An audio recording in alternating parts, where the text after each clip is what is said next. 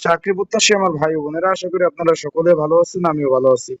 বাংলাদেশ নির্বাচন কমিশন, এখানে সকলে অবগত আছেন যে নির্বাচন কমিশন সচিবালয় একটা নিয়োগ বিজ্ঞপ্তি প্রকাশ করেছিল। ডাটা এন্ট্রি অপারেটর শূন্য পদে, ডাটা এন্ট্রি অপারেটর পদে কিন্তু একটা নিয়োগ বিজ্ঞপ্তি তারা প্রকাশ করেছিল। তার কিন্তু পরীক্ষাটা হবে হবে হচ্ছে না, তার জন্য কিন্তু হাইকোর্টে কিন্তু গত সপ্তাহে একটা রিট করেছিল যে হাইকোর্ট থেকে নির্দেশনা দিয়েছিল 60 দিনের মধ্যে পরীক্ষা নিতে হবে। সেই ন্যায় কিন্তু পরীক্ষার সময়সূচি প্রকাশ করে দিয়েছে। আমরা একটু নোটিশটা যদি একটু দেখি, যে এত দ্বারা সংশ্লিষ্ট সকল অবগতির জন্য জানানো যাচ্ছে যে নির্বাচন কমিশন সচিবালয় এবং মাঠ পর্যায়ে কার্যালয় 468টি শূন্য পদে ডাটা এন্ট্রি অপারেটর শূন্য পদের লক্ষ্যে লিখিত পরীক্ষা নির্বাচন আহ আহ, লিখিত পরীক্ষার জন্য সময়সূচি প্রকাশ করা হলো। আগামী 10 জুলাই সকাল 10টা থেকে 11টা 30 পর্যন্ত পরীক্ষা অনুষ্ঠিত হবে।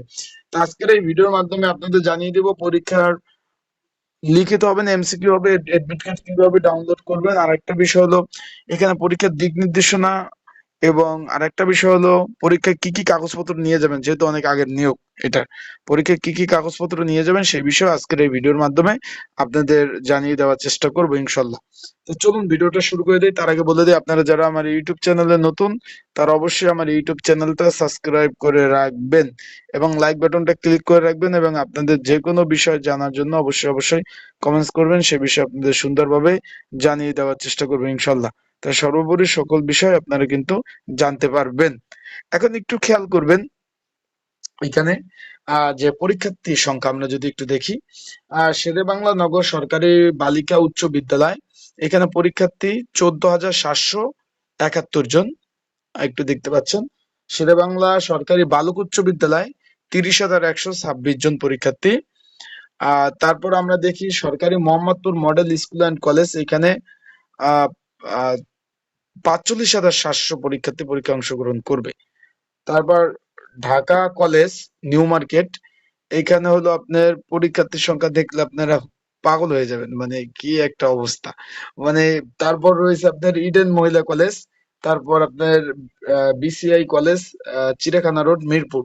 সর্বোপরি এখানে পরীক্ষার্থীর সংখ্যা দাঁড়িয়েছে 1,39,641 জন। পরীক্ষা হবে 10 জুলাই 2026 সকাল 10টা থেকে 11টা 30 পর্যন্ত।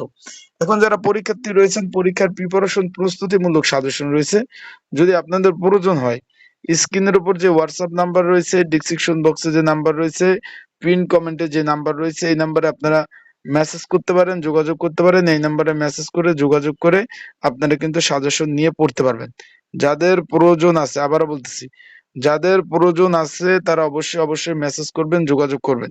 যোগাযোগ করে আপনারা কিন্তু সাজেশন নিয়ে পড়তে পারবেন। আর এডমিট কার্ড কিন্তু ডাউনলোড শুরু হয়ে গেছে, যারা এখনো ডাউনলোড করতে পারেন নাই তারা অবশ্যই অবশ্যই যোগাযোগ করবেন। এখন পরীক্ষা সংশ্লিষ্ট আমরা একটু বিষয় নিয়ে যদি একটু আলোচনা করি, এখানে লিখিত পরীক্ষার প্রবেশপত্র ডাউনলোড করতে পারবেন এই লিংকের মাধ্যমে, এবং প্রয়োজনের ক্ষেত্রে সাম্প্রতিক তোলা ছবি এবং স্বাক্ষর আপলোড করে রঙিন প্রিন্ট কালারে এডমিট কার্ড আপনাদের ডাউনলোড করতে হবে। যদি আপনাদের তারা চায় এখানে প্রয়োজনের ক্ষেত্রে আপনাদের পাসপোর্ট সাইজের ছবি এবং আপনার সিগনেচারটা আপনারা কিন্তু অবশ্যই এখানে ইনপুট করবেন। এখানে প্রবেশপত্র আগামী, এখানে একটু খেয়াল করবেন, প্রবেশপত্র আগামী 6 জুলাই 2026 রাত 11টা 12টা পর্যন্ত ডাউনলোড করা থাকবে। 6 জুলাইয়ের মধ্যে করতে হবে, এরপর আর পারবেন না।